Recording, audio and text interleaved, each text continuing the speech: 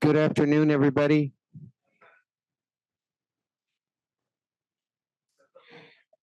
Let's take our seats. We can get started. It's good to see you all. And you'll notice we have a better turnout this month. In December, I think we might have had the meeting a bit close to Christmas, and some people were on vacations. So we're going to be approving 2 sets of minutes at this meeting, since we didn't have a quorum in December, though we did have a very good meeting. And for those of you that weren't here, did in fact miss a nice meeting. We were missing some people. So let's start with, oh, and I think you all noticed that you're able to unmute your mics, so you're not relying on the chair to do that. And so far it looks like that system makes things easier for people. Let's start with our roll call. Members, will you please make your selections on the tablets?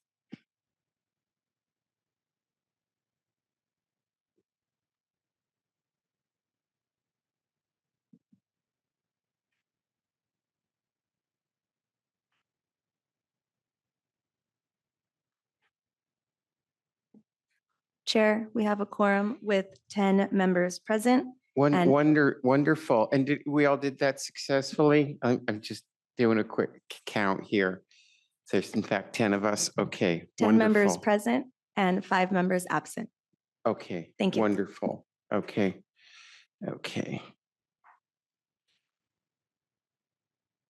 I need to backtrack. Okay.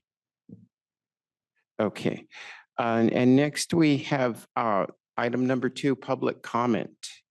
And that's a time that's open for comments from the public or from board members that are not connected to agenda items. I think we had a board member that wanted to share something. I'm David. I've logged over 4,000 hours riding these shuttles over the last 10 years. And I just want to say that the service is very much appreciated. It's enabled me to go back to school. It's enabled me to work with the community closely and be able to serve the way I'm doing here on this committee. And I work very closely, obviously, with the drivers. I take lots of shuttle trips every week. And, we had a little bit of a shortage last year. There was a big hiring push, I think it was in the fall.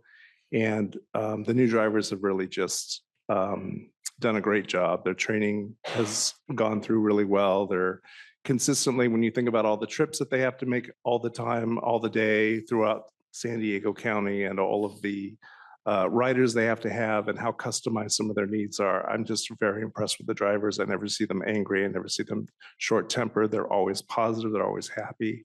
They're always doing all their securements correctly. And I just want to give a shout out to them and let the board know that the drivers, we have a really great pool of drivers out there. We have over 100 drivers in our pool, and they're doing a terrific job on a daily basis out there for us. So I just want to say thank you very much to our drivers and to our staff that are training them so well. Wonderful.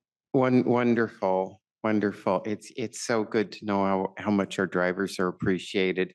And that probably goes a long way toward making sure we have enough drivers if they know how much they're appreciated, and maybe other people. I know there's thousands of former federal workers that are looking for jobs, and most of them are exceptionally bright people that maybe some of them will end up being among our drivers. So let's, if there's no more public comment. Oh, yes, there is. Yes, thank you. Renee. Hi, can you hear me? Mm-hmm. So only I was hearing, I got a little bit of concern about safety issues coming up, about the board. They moved the DBLA for the safety of the wheelchair people, the picking up times. So we're hearing the item, they're taking it down. And that's one of the concerns I've been hearing for different groups.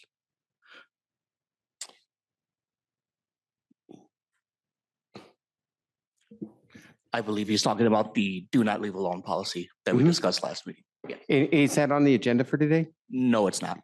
Okay, well, yeah, we should probably put it on the agenda for sometime soon.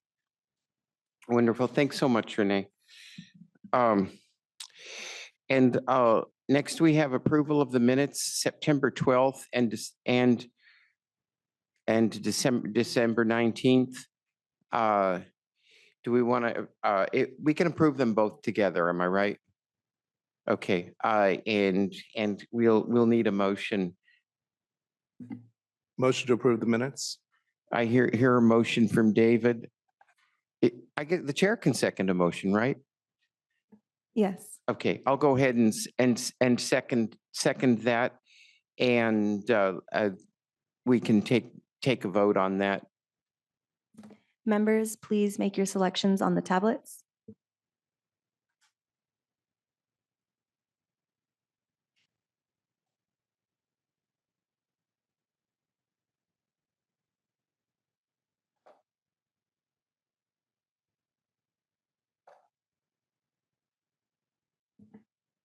The motion passes with 10 members voting yes and 5 members absent. Wonderful. Wonderful. Okay, I'm glad we all have the same recollection of what happened at the meeting.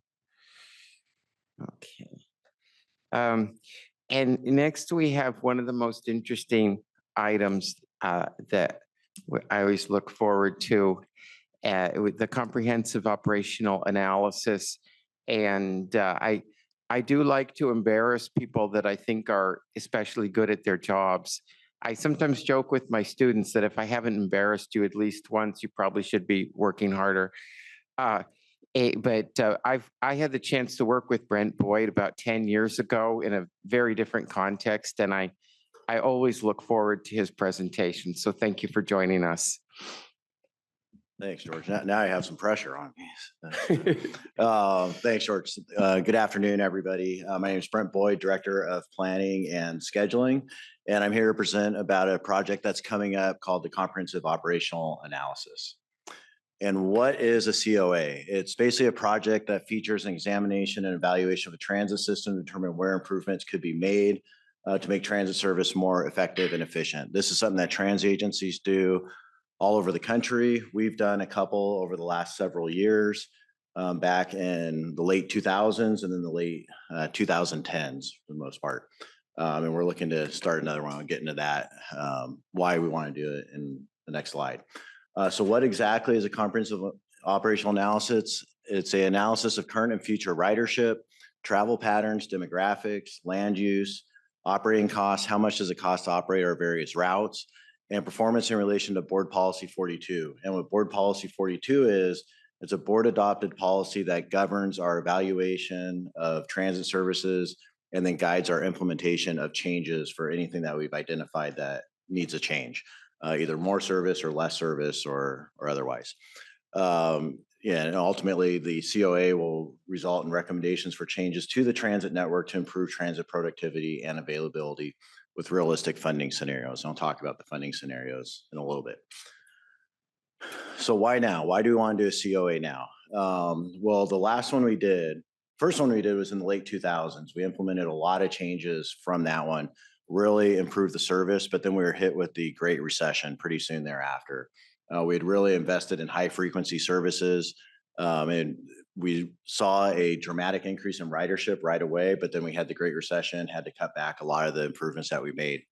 Then the next edition was in the late 2010s, like 2017, 2018, again, made a lot of improvements. And what happened right after that was COVID. So as soon as we made a bunch of improvements, then COVID happened. And as we know, COVID kind of changed the world, especially for transit. It really changed a lot of travel demand. It hit employment a lot, hit downtown employment a lot, which is where a lot of transit services are focused on. So it really changed a lot of things with the world of transit. A lot of work at home, hard to find employees. There's just all kinds of things that COVID did to transit that just totally flipped the world upside down. But now we're almost 5 years after COVID and things are somewhat getting back to normal. So it's a time to take another look at the system.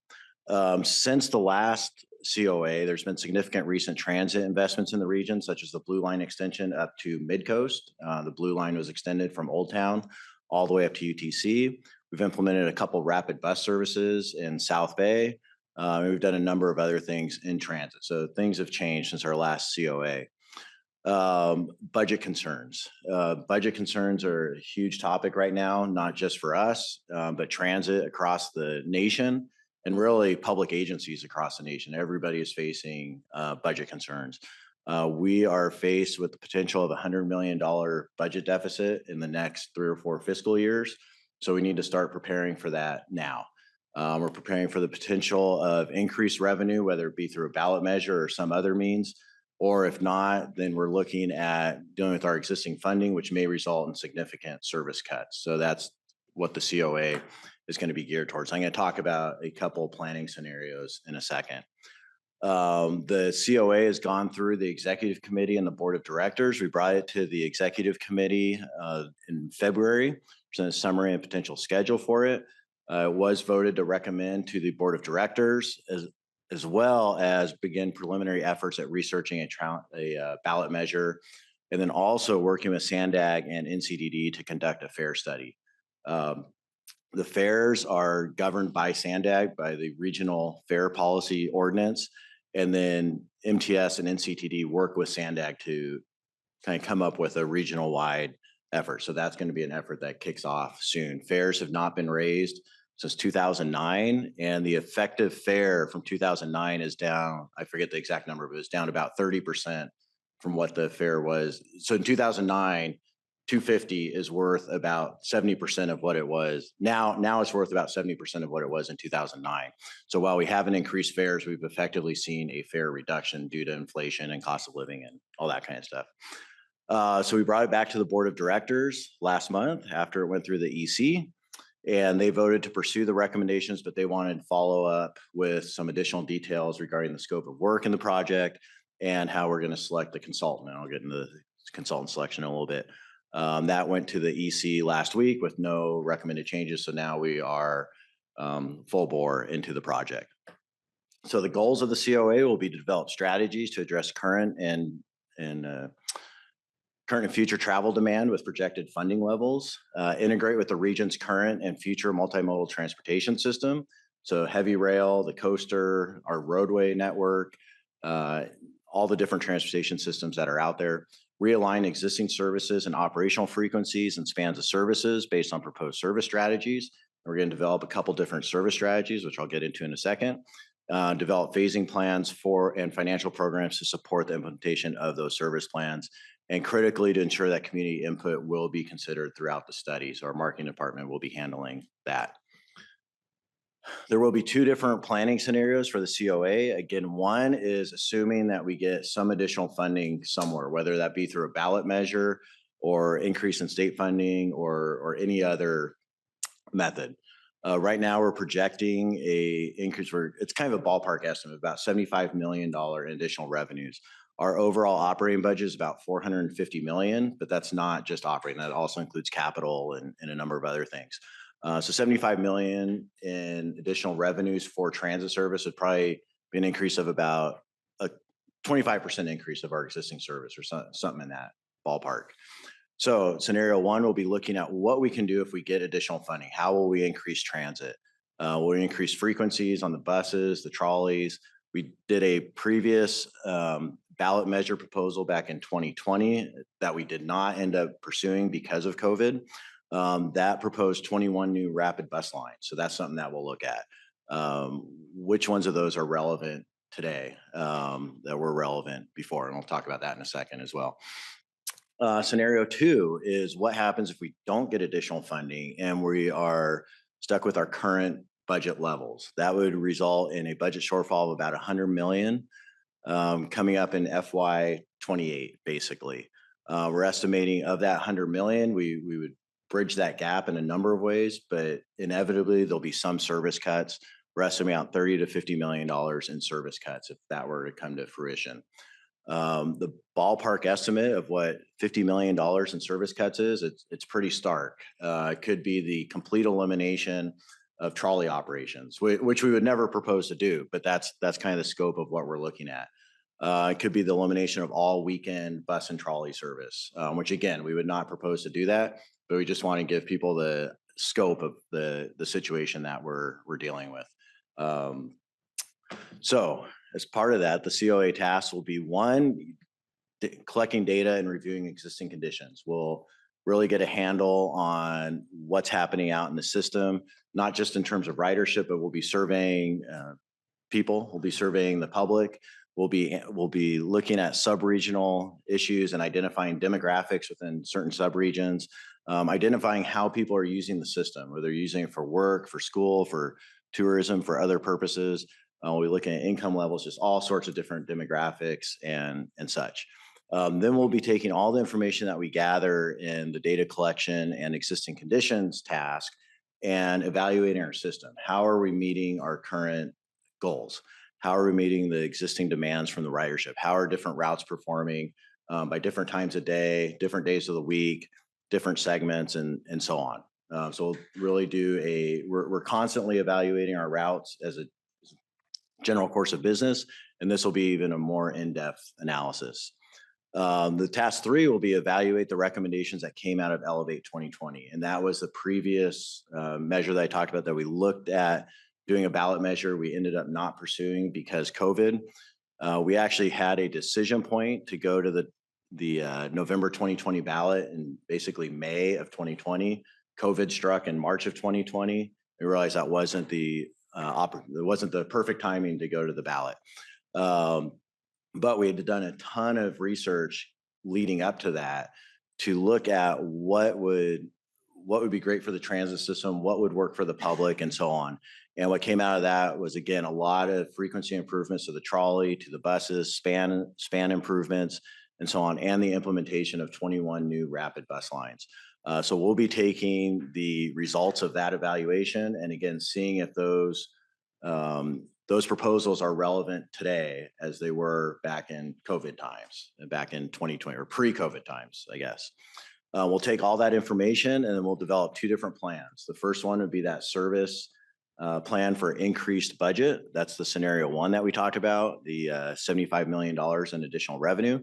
And then scenario 2 would be that last bullet point there, and develop a service reduction plan. And that's if no additional funding is accrued. And we'll go through the timeline in a second. It will be managed by the MTS Planning and Scheduling Department, so the department that I'm in. The MTS Marketing and Communications Department will guide the outreach efforts. There'll be a separate consultant helping the marketing department on that. We just had a meeting about that just now. So we're finalizing that arrangement. And then the consultant that we select for the COA will analyze the existing conditions and work with MTS staff in crafting planning scenarios. And that's similar to past efforts. So sometimes you hire a consultant and you just let them go off and do the work. That's not the idea for this project. Is we're hiring the consultant to really help out the planning department and the rest of the agency in developing a service plan, because we think we know the service the best, and the consultant will help put a second set of eyes on it. The overall COA timeline is we are in March right now. So you see where it's that 3rd dot where bids are due. Bids are due for the consultant next week, March 20th. We'll go through the evaluation process, select the contractor in April, bring it back to the board for final approval in May, and then the project will start. And tasks 1, 2, and 3, which are really the data collection, system and service evaluation, and the evaluation of the Elevate 2020 efforts, those will occur through the summer, early fall. And then we'll really kick into developing the service plan. So developing the service plan for the increased revenues, that'll occur over basically fall and into early 2026. And we'll want to have a final plan ready for early 2026 in the event that we do decide to pursue a ballot measure, because we need to have that language prepared way ahead of time. You can't go into November and not know the ballot language. You have to know that basically by May. So that plan developed. And then at the same time, we'll start developing the plan, the service reduction plan, which is the plan nobody wants to see, in the event that we do not find additional revenue. So we'll be developing that plan over the course of 2026. And the project will complete by November. And that's where we'll have really a fork in the road, so to speak. We'll know whether we're getting additional funding or not by that point. And then we'll be able to implement as early as January 2027. Both of these plans would most likely entail major changes to the system, one way or the other. And typically you wouldn't do all those changes at once. You do a phasing plan over a year or so. But the initial implementation could occur as early as January 2027. And that concludes the presentation. So please let me know if you have any questions. Thank you so much. Do we have any questions? You know, I think that this group could be particularly helpful because we have connections in various parts of the community. And when you're talking to one of us, you know, you're talking to potentially a lot of people in a lot of different places out there. And so I think that checking in regularly with this group is a really good idea for anything that involves potentially a ballot measure.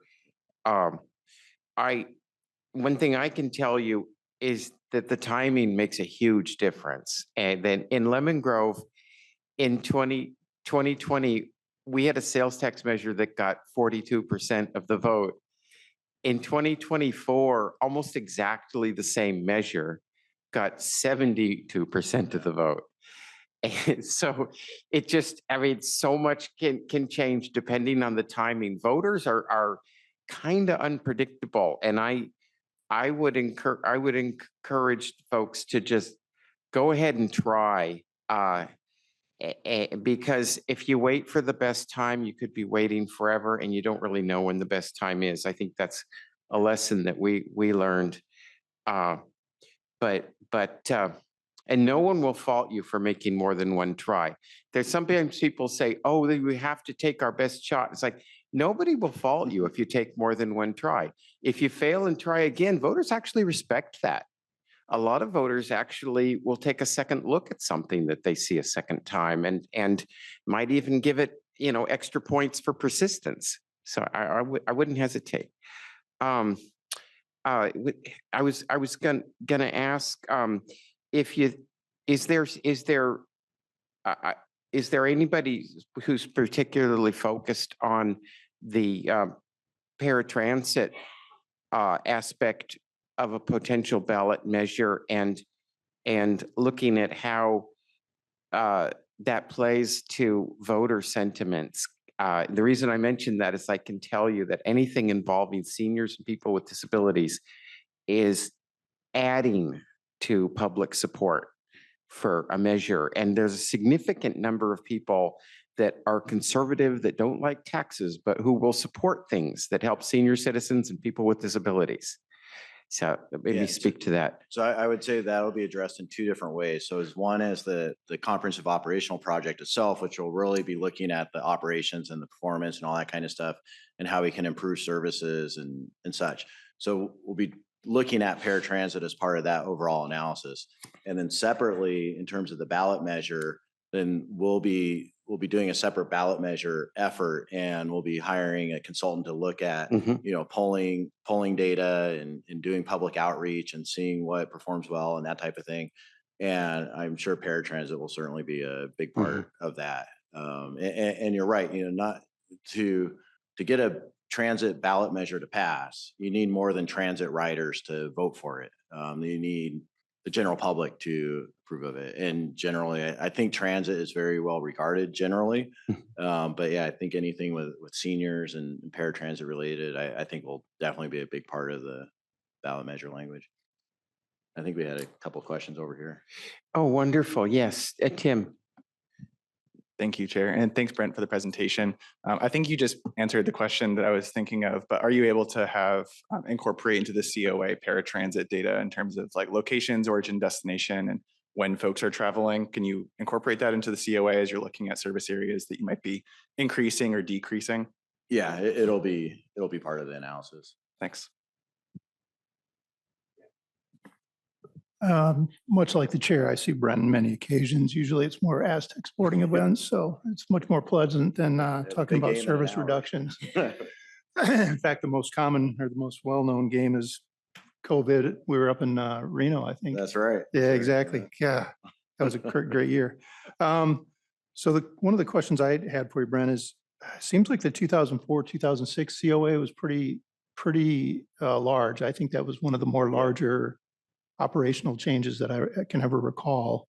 Yep. And I think that was done over a period of a time, and I think it was more regional. Is this going to be something as large and as? But no, so we did the COA back then. That was a massive project. Then we did the transit optimization plan in the late 2010s. This will probably be more in scale with that one. So the COA that was done in 2004, 2006, the reason for that one was MTS had just been formed for the most part. So at that point, previous to that, the operating entities were all different agencies for the most part, different HR functions, different finance functions, all that kind of stuff. There was MTDB, there was the Trolley, San Diego Transit, the municipal bus operator. There were other municipal bus operators like Chula Vista Transit, National City Transit. County had their own transit services. So we're really melding 5 or 6 different operating entities into one. And when you have all these different operating entities, they all have their own routing and all that kind of stuff. So there was a whole bunch of work basically melding all the operating agencies into one and making the overlapping transit networks one cohesive network. So that was a massive issue because of the time frame. Then we kind of realigned everything. We focused on more frequent routes, really more of a grid network type thing and really good transfer connections. And then over time that, it changes. So then we wanted to take another look at it again as far as the top project in 2017, 2018. And that was kind of a more refined approach than the original COA was.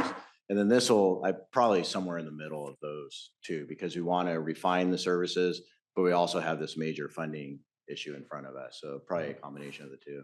Okay. And then I seem to recall somewhere right around that same time, Sandag was working on the comprehensive fare, the fare structure we have now, which will set you up, I'm sure, much nicer for if you do have to, do anything in the sense of increase. So then because that fare structure was a nightmare. What's that? The old fare structure was a nightmare because just as you mentioned, 5 or 6 operators, 5 or 6 different prices. It was crazy. Yeah, So- and one of the most recent effort with the fare ordinance was kind of simplifying everything. And now this effort, if we do a new fare analysis, which we're on the beginning stages of, they'll be looking at the fare structure and the fare pricing and all that kind of stuff again.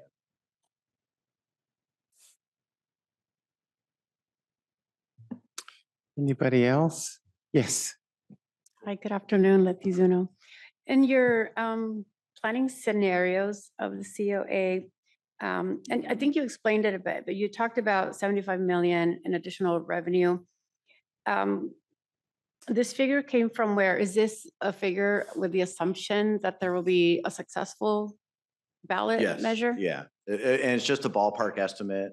At this point, we put a request for proposal out there, and we had to give the consultant some target to write their proposals towards. This will be a number that gets refined as we go through the process. $75 million. It's really a base estimate on a 0.5-cent sales tax, assuming that not all the money is going to come to service enhancements. There'll be capital improvements, that type of thing. Maybe increases to security. There could be fare programs. Right now we have the Youth Opportunity Pass that's funded by the region. Maybe there's options for that. So there'll be a bucket of things that'll be part of that ballot measure. If there is a ballot measure, there'll be a bucket of options. The 75 million right now is just a ballpark estimate for service enhancement. That'll certainly get refined over time. And similarly, the number for scenario 2, that will also be refined over time as we learn more about what's going on with the economy and that type of thing. So right now it's just ballpark estimates, and And I'd almost guarantee that the numbers that you see here will be different by the Yeah. time we get to the final implementation. And as far as scenarios, if you don't mind, a couple more questions. Was this the only, is the ballot measure the only thing on the table to generate at least 75 million? Is the ballot measure the only, no, then that's been a big discussion at our board over the last month or so, is they really do not want us, the board does not want the agency to focus solely on a sales tax measure. They want the agency to look at different ways to increase revenue. Our CEO, Sharon Cooney, she's on the Transit Transformation Task Force. She's the president of the California Transit Association, and she's on the Transit Transformation Task Force. And it's all the transit agencies in California that are working together to try to figure out ways to increase funding. So I think everybody knows that a sales tax measure or any other type of measure, it's no slam dunk, it's no guarantee. In fact, it's a big challenge. So they're looking at other ways to get funding. It could be through the state legislature, all that kind of stuff. So it's certainly not the only option, but if it's something that we want to pursue, we have to start working on it now. That's kind of the goal for this project. We have to start 2 years ahead of time if we want to do it. So. And then I know you had a timeline up there on the schedule. Is community feedback woven in there at different intervals in this project? So there'll be a whole separate outreach effort. So again, the COA will be overseen by the planning and scheduling department. And then the outreach will be done by the marketing department. And there'll be a ton of outreach. So right now we're developing the outreach, the public participation plan, the branding of it, all that kind of stuff. And there'll probably be a lot more information coming out regarding that probably in the next couple months, I would guess. But there'll be, I was just before this meeting, I was in a meeting where we were discussing that plan. And I mean, it's really going to kick off probably in full force, probably in April, May, June, sometime around there. And it'll be a combination of, outreach at transit centers, doing advisory groups, just all kinds of different things. We want to get as much feedback as we possibly can. Thank you. Hi. So my question is looking at the chart, the task chart. So what area are you right now in this one? So this is the overall schedule. And right now, I don't think I can point, but we're basically the third dot from the top or the third dot from the left, whichever way you look. So that's March. Yeah. There we go. One more. Yep. Right there. So that is, the bids are due next week, March 20th. And then we'll take basically a month to review the bids, conduct any interviews that we need to conduct. And then we'll have a recommendation. We'll bring that back to the board, the final recommendation in May and the contract sign off. And then we'd kick off the project at that point. Okay. So we'd kick it off in May or June. So that's when you're going to start the scenarios of the increased fare or no? So the fare analysis will be on a separate track, and that's still to be determined because that needs to be worked out with SANDAG and NCTD. But for the scenario development that we're working on in terms of increased service or reduced service, we'll really be working on those full force towards the end of this year. So the scenario one, where we'd be increasing service, that would be basically September, October, November, December, and January. And then we'll have to come up with a final plan in early 2026. And then the other plan where we'll have to look at reducing service, that'll take place through most of 2026. And we'll have that done by fall of 2026. Thank you.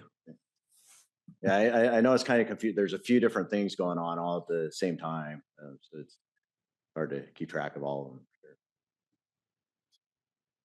of them. Wonderful. Thanks so much. And I can tell you, having been on the MTS board not too long ago, that they're constantly looking for ways to get funding. I wouldn't expect much change in the legislature, though, because they're looking at cuts in many different areas. And if we can just tread water with the legislature, we're probably doing well.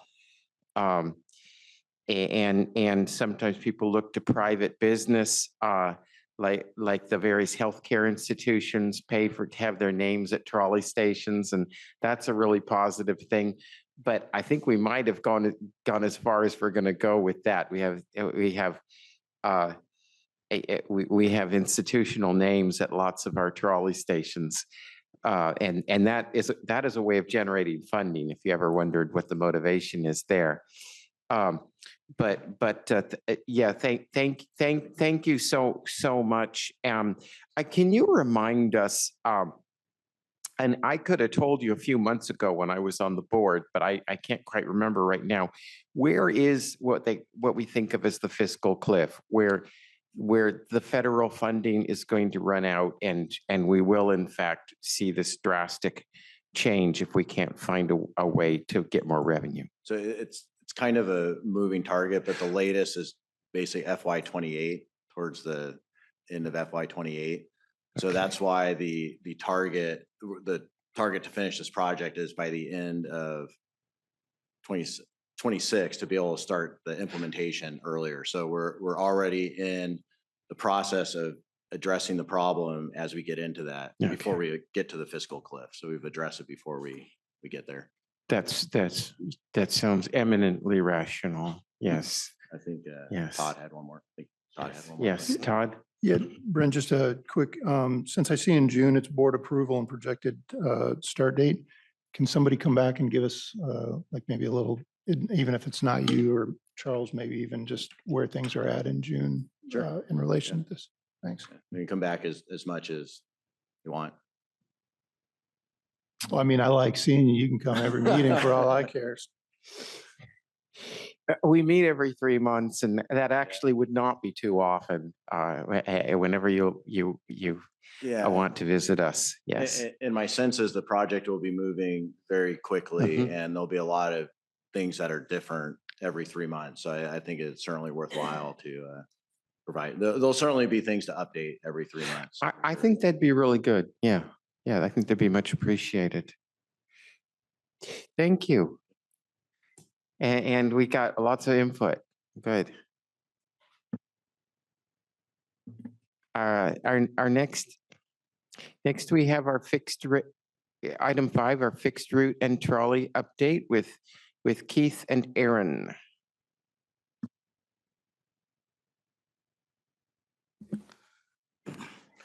Good morning. Charles Pacepa. I will be filling in for Keith this morning to provide the fixed route update. So I just have a quick update for everyone. It's a hiring update. Currently, we have 485 rostered drivers. Our goal is 500. We're holding hiring events every 2 weeks. Our bus operator training classes, we have a class that began on January 13th with 9 student operators. They graduate tomorrow. A class that started on February 10th with 9 student operators, and a class that started on March 3rd with 11 student operators. One operational update, the Green Line bus bridge from Park Boulevard and Harbor Drive grade crossing work. It'll be in place on March 15th and March 16th from 12th and Imperial to Santa Fe Depot. So that's my update. I'll pass it on to Aaron. Good afternoon, Aaron Pitts, Manager of Special Operations for the Trolley. Thank you all. I don't have as much as he did for the first meeting, but we have Park Boulevard, the closure is talking about to start building the connection between Harbor Drive and Park Boulevard. We do have the bus bridge set up, and the trolleys will be operating between Santa Fe Depot and El Cajon for the Green Line. The thing that's going to make it challenging is we do have a San Diego FC game on Saturday. So we're going to be doing shuttles, but it's going to be more limited than normal for the attendance. So we're going to try to run extra service. I think we have a good plan. It should be able to accommodate people. Might be a little bit more delays than normal leaving, but we'll still be able to get everywhere they need to go. We're ready for the wave season starting out on the 22nd and getting ready for the Padres starting on the 27th. And then the only other thing I have to add to that is we do have an Orange Line improvement closures coming up in the later part of this year. There'll be several weekend closures involved with that to update and enhance the Orange Line. Thank you. Thank you. Thank you. And I live on the Orange Line, so I'm always glad to hear that you're giving us attention. At the last meeting, we mentioned that the Orange Line is among the oldest in terms of being upgraded. Thank you so much for the reports. Are there any questions or clarifications needed? Wonderful. What? Yes. Hi, Tim Garrett from Sandag. Just a comment suggestion. You mentioned Snapdragon Stadium, all the events going on there, and it's great. I really appreciate all the extra service for times that I go there. I have seen, I think just once, but probably happens more often than that, that somebody was in a wheelchair trying to get on the trolley at the end of the game. And as you can imagine, the swarm of people trying to get on the trolley makes it really difficult. And the person that I had seen at the time who was trying to get on the trolley, the trolley didn't pull up right in the same spot, so that person wasn't able to get on the trolley. And so just any kind of, I don't know, instructions that MTS is able to provide to the special event workers on the trolley to be able to help get those folks on the trolley would be, I'm sure, much appreciated. I'll reach out to the PSRs and the security and just address that with them, say they keep a better eye out for the SD patrons that are there so we can help them where they need to go. A question got asked about that, about them being able to use the elevator as well that we're addressing. Thank you. I thought I saw two lights over there. No? Oh, there we go, Renee. So I want to echo on that too. And number two, that you guys are not going to get like outreach teams. They're going to be over there looking at when you guys have like special events, like the Padres, like the games and everything. I'm sorry, what was the question again? Are you guys are not going to, first I want to echo the topic he touched it because it's very important. And then I want to know, see, you guys are not hiring like outreach team to be over there by the games? In regards to outreach team, we have supervisors and security and passenger service representatives that will actually be at the locations during that event to help people for incoming and outgoing crowds. We have that at almost every game, or definitively the security and the PSRs and supervisors if available. Thank you. Wonderful. That's it? That's all? Thank you so much for coming and for the presentation. Next, we have item 6, same-day paratransit. All right, good afternoon once again. Charles Pasaple, manager of Paratransit and Minibus. So I'm going to go over our MTS Access proposed same-day paratransit pilots. First, I want to go over some of our mandated requirements under the ADA. So each public entity operating a fixed route system, we need to provide paratransit or another special service to individuals with disabilities that's comparable to that level of service that we provide on the fixed route.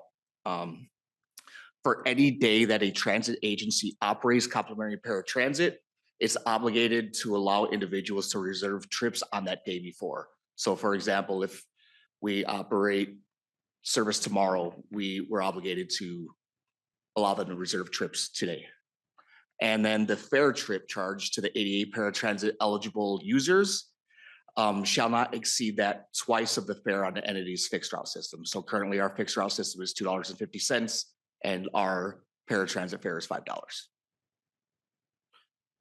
So now going into the exceeding minimum requirements per the ADA circular, which is what we're governed by, same-day paratransit is considered a premium service under the ADA circular. Premium services are optional for agencies and otherwise do not fall under the complementary mandated paratransit services. We may charge higher fares for premium service trips. For example, we may charge higher fares for trips requested on the same day of service, since it's going above and beyond exceeding the minimum requirements. So now the proposed same days paratransit pilot development. This all came into play because, well, first I went to a few focus groups at Sandag. Tim was, I think he was leading some of them. There was a highlighted need for same-day paratransit service among that group. Also, another need is it just provides additional flexibility for our passengers to book those trips for whatever reason they may need on the same day. Increase accessibility, and it increases our fleet efficiency. We are tentatively going to start the same-day paratransit on July 1st of 2025. The trip's scheduled on same space available basis for MTS access customers. So what that pretty much is saying is if you call in for a same-day trip and we look in our system for room to fit you in on any available vehicle, then we'll fit you in. If we don't have any space, then we won't be able to provide that trip. The same-day service, it'll be a premium fare. It's a premium service. It'll be $10 per one-way trip. So if you need a round trip, it'll be $20. PCAs are free. Companions will also need to pay that $10 fee. Reservations for same-day service, they'll be made from 8 a.m. to 4 p.m. Our regular reservation services right now go from 8 a.m. to 5 p.m. I'm proposing excluding that last hour from 4 p.m. to 5 p.m. because that's when we get an influx of callers for our next day service, and we don't want to hinder those calls coming in or overload our call volume. And then we'll stay with the same trip booking negotiation of 1 hour before and 1 hour after. So since this is a pilot program, we'll be evaluating it, throughout the pilot period. So some of the metrics are percentage of the requested trips that are provided and denied. So like I was saying, if we don't have space and we can't provide it, we'll be tracking that. Our passengers per hour, how it increased or decreased from our current regular complimentary paratransit service. On-time performance, just some data from complaints, customer comments, customer surveys, and then cost and impact to our existing service. So with that being said, I open the floor to any questions, comments, and any input at all, really. Questions, comments? Yes, Tim. Hi, Charles. Thank you for the presentation. Appreciate that this is becoming an option on a pilot basis. Does this require new funding that you didn't have previously available, or how are you, able to expand the service? No, it does not require new funding. It still fits within our paratransit budget. Cool. Thanks. David. Have you told the dispatchers about this? This has not become, I haven't pushed it out to, I push it out to the management team at Transdev, just letting them know I'm going to implement this at some point, but I wanted to get the committee's feedback prior to pushing out any solid plans. I think it's a great program to pilot out. I mean, I can,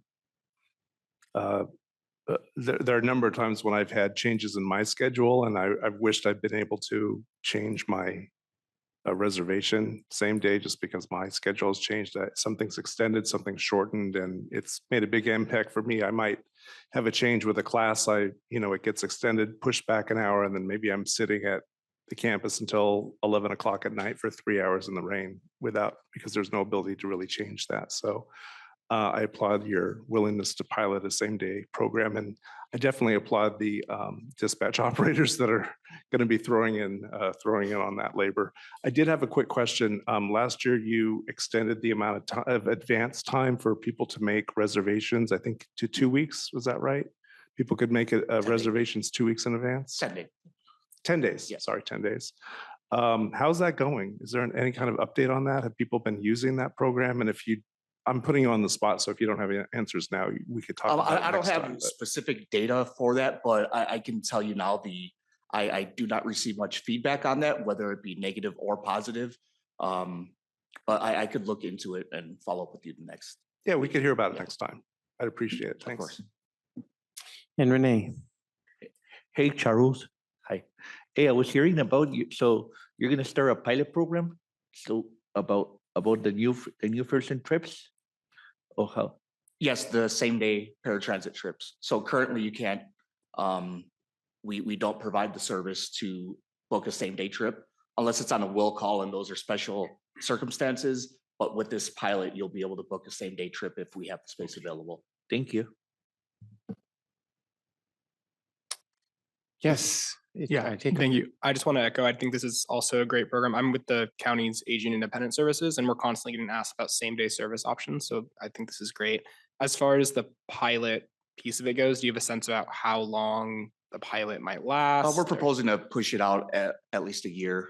Yeah, I think that gives us plenty of time to get feedback and look at our statistical data to see how and if we need to make any changes. Great, thanks.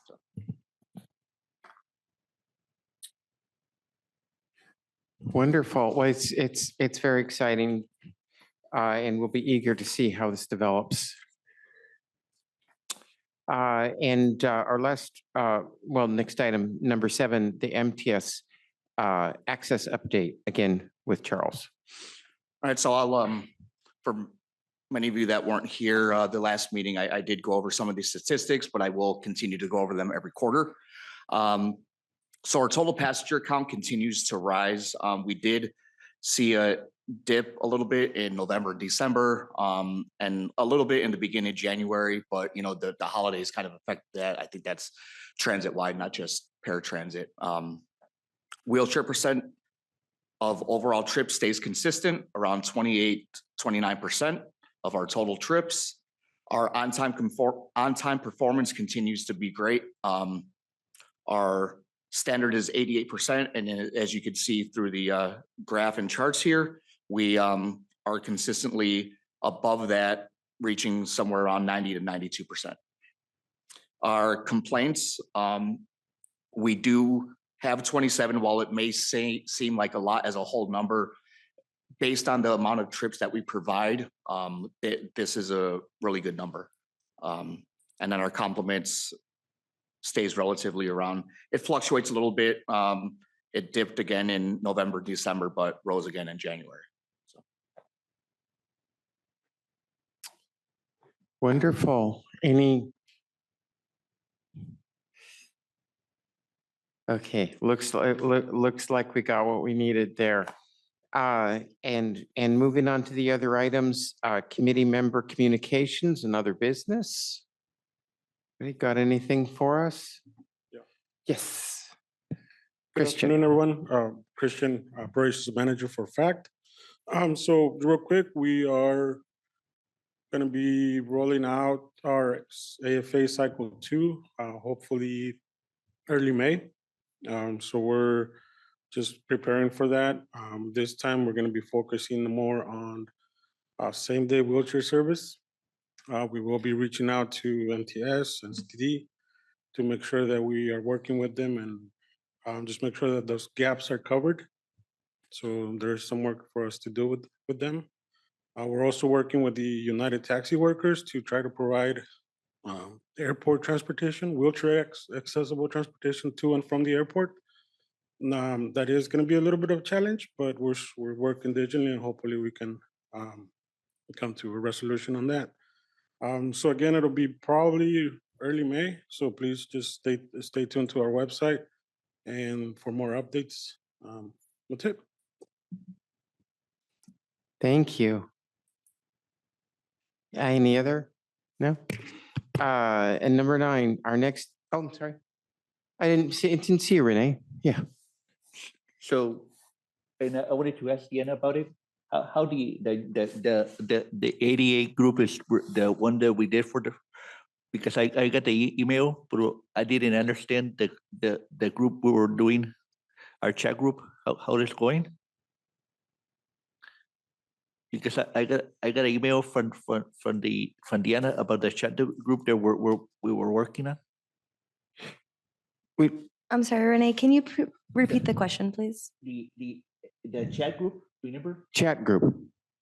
The one we were doing, you guys were doing, because I got a email. I'm gonna have to check in on that because I'm not sure. Renee, hi, this is Samantha Leslie. Are you talking about the focus group for Yes. the equity policy development? Yes. Okay, what was your question regarding it? No, because only I want to know, see, you have any update or when we're gonna start using it? Oh, yes, so I can give an update on that. So just as background, so what Renee is referring to, MTS contracted with a consultant named Keen Independent several months ago. And their scope of work is to help MTS develop an equity policy and equity statement for the agency.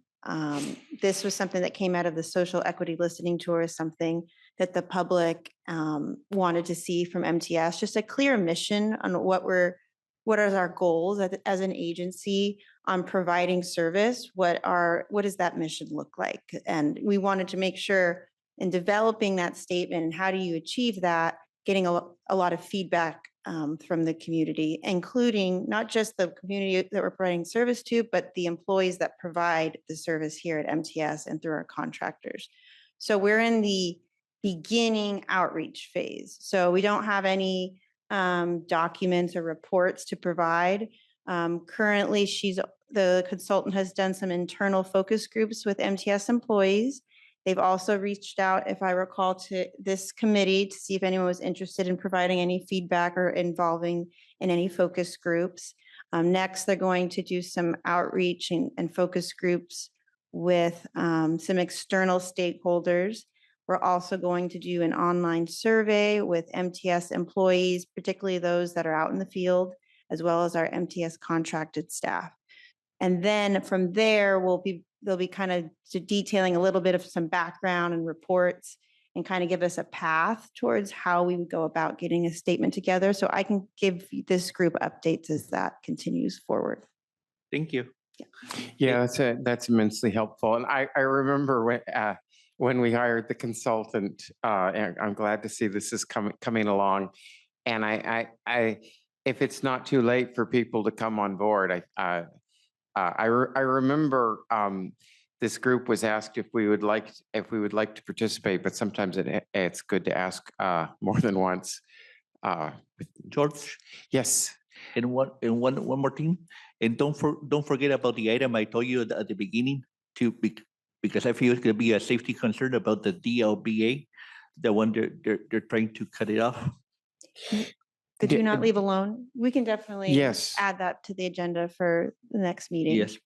Yes, I don't yes, want- that is something that we've been working on. Thank you. Thank you. And we've also got David. I didn't realize you were doing that policy outreach. I think that's great. If there's a way to be involved, I'd love to. I've worked with our San Diego Community College District on developing equity statements and land use statements for our different colleges in the district. So I'm happy to throw my hat in the ring and help out with that too, if you need the help. Yeah, what I'll do is I'll tell the consultant Keen to maybe do another email to the group and see if there's any more opportunities to provide another focus group, or to just provide feedback that give you guys a little bit of background on what they're doing. So I will work on that with our consultant. Thank you. Thank you. Immensely helpful. Is that everything for item 8? Item 9, I believe that that the whole schedule might be changed for future meetings. You want to speak to that? Yes, everyone stand by.